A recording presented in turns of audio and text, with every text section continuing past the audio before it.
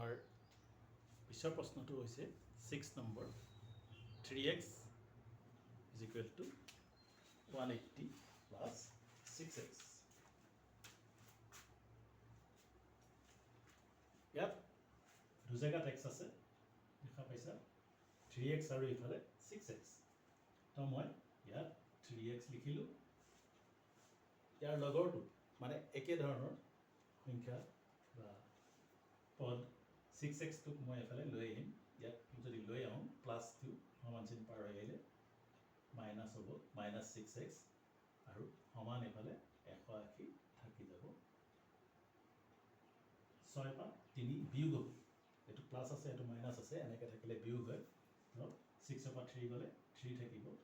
কিন্তু ডাঙৰটো আগত যিহেতু মাইনাছ আছে গতিকে মই ইয়াত মাইনাছ দিব লাগিব আৰু এইফালে 180 এক্সটো মই ৰখাই দিম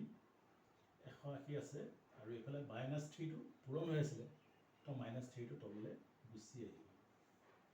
এতিয়া 3 6 গ'ল 18 3 শূন্য গ'ল 0 তাৰমানে 60 বাৰত গ'ল এই মাইনাছ চিনডাল যে আছিলে মাইনাছডালৰ কাৰণে ইয়ালৈ মাইনাছডাল গুচি আহিব তো x ইজিকেল আমি পাম মাইনাছ 60 এইটো হ'ব আমাৰ উত্তৰ ঠিক আছে চাই লওঁ ভালকৈ বুজি পাইছা বুলি ভাবিছোঁ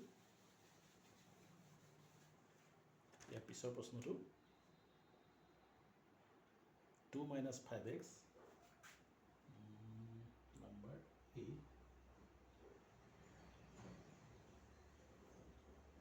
7 2x plus 3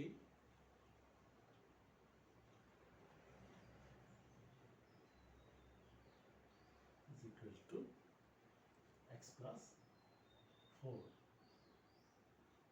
ইয়াত 2x তো মই লিখি ল'লোঁ বাৰু ইয়াৰ লগৰ বস্তু বিচাৰিলোঁ ইফালে আছে x প্লাছ x আছে এইটো একো নাই মানে প্লাছ তো প্লাছটো মই এফালে আনিলে মাইনাছ হ'ব সমান চিন আহি গ'ল ইফালে 4 থাকি গৈছিলে আগত আছিলে প্লাছ 3 ইয়াক লগৰ একে সংখ্যাৰ লগত একে সংখ্যাটো ৰাখিব লাগে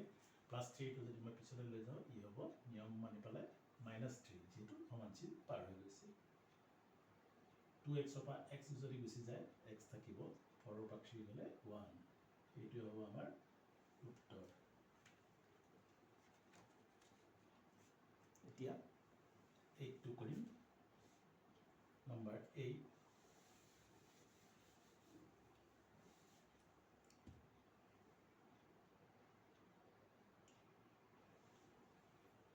2 minus 5x is equal to 3x minus 9 ঠিক আছে ইয়াতে কি কৰিম মাইনাছ 5x তো মই ৰখাই দিম সিফালে একে পদ এটা আছে সেইটো হৈছে 3x মানে x লগা পদ তো ইয়াক মই লৈ আহিম ইফালে আনিলে মাইনাছ 3x হ'ব ইফালে থাকিলে মাইনাছ 9 আৰু 2টো যদি মই লৈ যাওঁ ইয়াত কি চিন আছে একো চিন নাই তাৰমানে প্লাছ প্লাছটো যদি মই ইফালে লৈ যাওঁ ই হ'ব মাইনাছ ইয়াত চালোঁ ইয়াতো মাইনাছ দুটাত যদি মাইনাছ মাইনাছ থাকে তেতিয়াহ'লে কৰোঁতে যোগ কৰিব লাগে 5 3 8 কিন্তু চিনটো মাইনাছ হ'ব ইফালে কি হ'ব ইয়াতো একেই মাইনাছ মাইনাছ দুটা আছে তো 9 2 11 হ'ব চিনটো হ'ব মাইনাছ দুইফালে মাইনাছ মাইনাছ থাকিলে আমি এনেকৈ কাটি দিব পাৰোঁ কিন্তু মন কৰিবা যে সিঙ্গল নাম্বাৰ থাকিলে কাটিব পাৰি ইয়াত যদি আৰু যোগ বিয়োগ হৈ থাকিলেহেঁতেন আমি এনেকৈ কাটিব নোৱাৰোঁ ই অকলে আছে ইও অকলে আছে গতিকে মাইনাছ ইয়াতো মাইনাছ এনেকৈ হ'লে আমি কেনচেল কৰিব পাৰোঁ এক্সটো মই ৰখাই দিলোঁ হ'ব 11/8 কাৰণ এইটো পূৰণ আছিলে পূৰণটো ইফালে গ'লে হৰণ হ'ব এইটোৱে উত্তৰ বুলি ভাবিছোঁ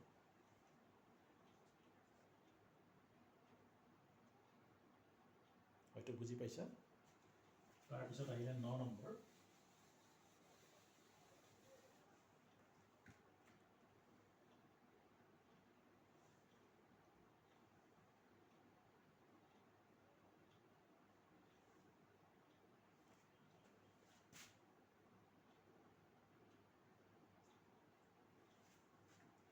এনেকুৱাবোৰ পৰীক্ষাত আহি থাকে প্ৰায়।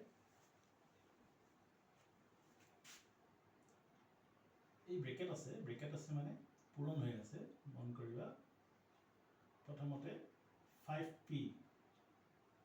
5 আৰু p পূৰণ কৰিব লাগিব। 5p হ'ব। ব্ৰেকেটডাল যিহেতু এনেকৈ আছে ইয়ালৈকে, তো প্লাছে মাইনাছে মাইনাছ, তাৰপিছত 5 3 গুণ 15 হ'বনে? মই এইটো দেখাই দিছোঁ, তোমালোকে নিদিবা। 5ৰ লগত p পূৰণ কৰিলোঁ, 5p হ'ল, আৰু প্লাছে মাইনাছে মাইনাছ 5 3 গুণ 15 সমান চিন আহিলে। ইয়াতো একেদৰে 3 আৰু p 3p প্লাছে প্লাছে প্লাছ, ইয়াত একো নাই যদিও এইটো প্লাছ বুলি একো নাই মানে প্লাছ চিন। তো এতিয়া 3 2 গুণ 6, ঠিক আছে।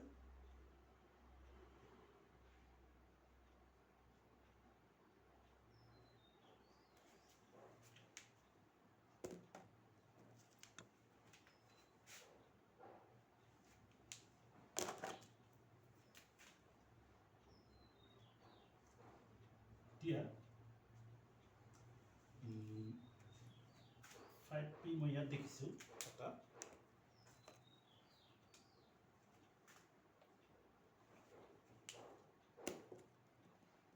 5p মই ইয়াত দেখিছোঁ এটা।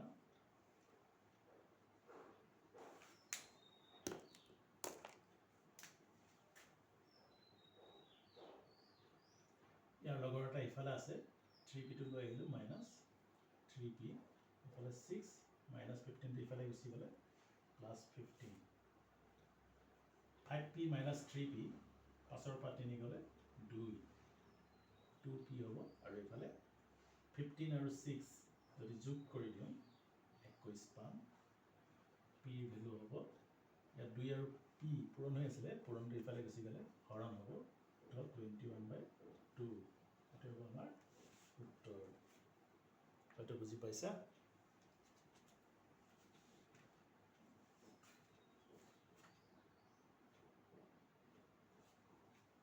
বুজাত অসুবিধা হ'লে কমেণ্টত লিখিবা, মই আৰু ভালকৈ বুজাবলৈ চেষ্টা কৰিম। আৰু যদি বুজি পাইছা এটা লাইক দিবা, যাতে মই গম পাওঁ যে তোমালোকে বুজিব পাৰিছা মোৰ বুজোৱাখিনি। ইয়াৰ পিছলৈ যাওঁ দেৰি নকৰি।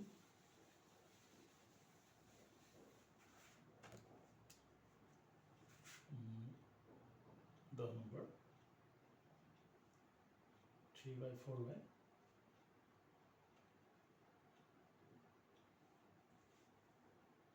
3/4y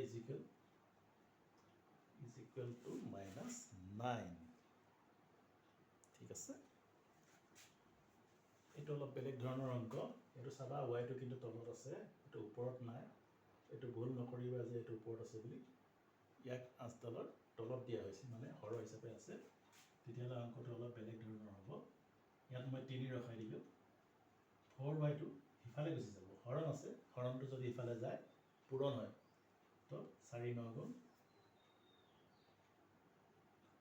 yটো লাগি থাকিব। তাৰপৰা ইয়াত প্লাছ আছিলে, ইয়াত মাইনাছ আছিলে, প্লাছে মাইনাছে মাইনাছ। তেতিয়াহ'লে এই বস্তুটো যদি মই এফালে লৈ আহোঁ 36y, আৰু এইফালে গুচি যাব, ঠিক আছে, মানে সজাই লিখিছোঁ বস্তুটো। এতিয়া ৱাইটো মই যদি ৰখাই দিওঁ -3/36, 3 এগুণ 3, 3 2 গুণ 6, 3 এগুণ 3, নহয় জানো? -1/12, এইটো উত্তৰ হ'ব লাগে। তোমালোকে মিলাই চাবা। আৰু চেনেলটো যদি ছাবস্ক্ৰাইব কৰা, মোৰ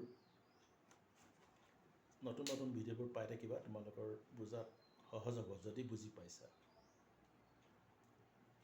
আৰু মাত্ৰ দুটা আছে, কৰিয়ে দিওঁ। 11 নম্বৰ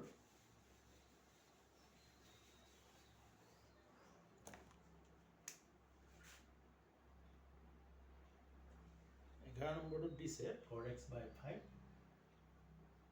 + 1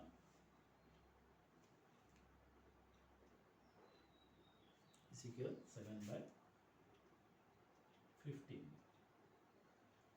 4x/5 7/15 15 প্লাছ 1টো যদি ইফালে যায় -1 হ'ব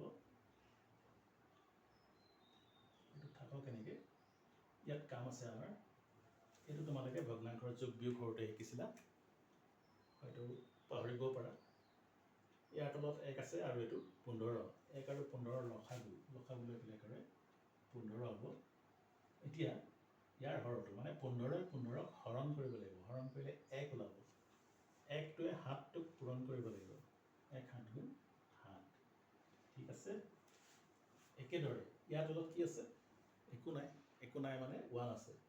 1 15ক হৰণ কৰিব লাগিব হৰণ যেতিয়া কৰিম আমি 15 বাৰ যাব 1 15 গুণ 15 বাৰ যেতিয়া যাব 15 আকৌ ওপৰটোক পূৰণ কৰিব লাগিব ওপৰত 1 আছে 15 আহি গ'ল 15 আৰু ইয়াত আহিব 15 4x by 5 is equal to 15 পৰা 7 যাব এইটো বিয়োগ চিন আছে যে 15 পৰা 7 গ'লে 8 ডাঙৰটোৰ আগত যিহেতু মাইনাছ আছে মই মাইনাছ দিব লাগিব এতিয়া আমাৰ আহি গ'ল এইটো ভগ্নাংশ এক্সটো যদি মই ৰখাই দিওঁ তেতিয়াহ'লে -8/15 এই ভগ্নাংশটো ইফালে গ'লে কি হ'ব আগত কোৱাৰ দৰে উল্টি যাব হয়নে এতিয়া 5 3 গুণ 15 4 2 গুণ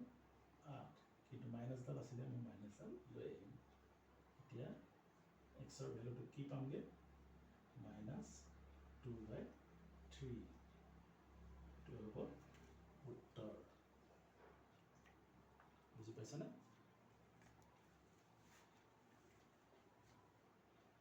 হয়তো বুজি পাইছা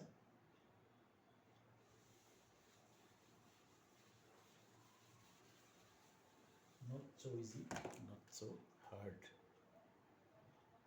number 12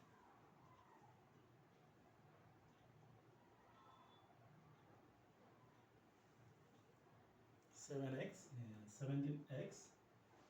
3 minus 16/9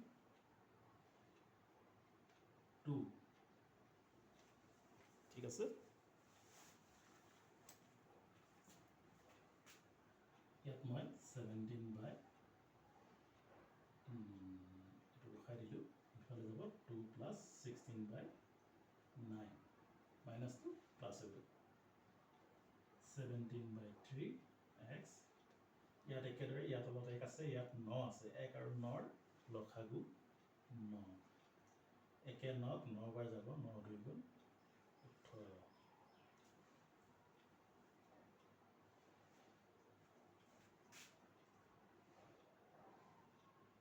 9 9ক এবাৰ যাব 1 16 গুণ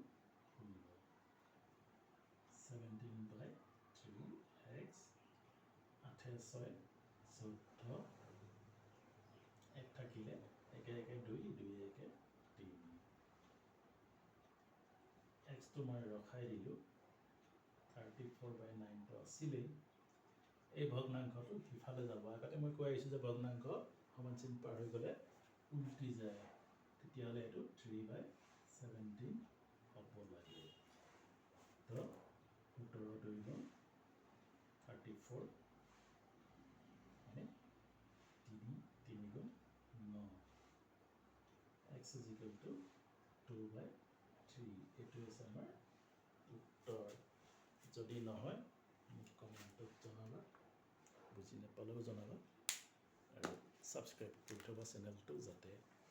পিছৰখিনিও তোমালোকে পাব পাৰা মই গোটেইখিনি দি দিম কিতাপখনৰ একো বাকী নাথাকিব সেইকাৰণে কৈছোঁ ছাবস্ক্ৰাইব কৰি থবা যদি বুজি পাইছে দেই ঠিক আছে তেন্তে আজিলৈ হ'ব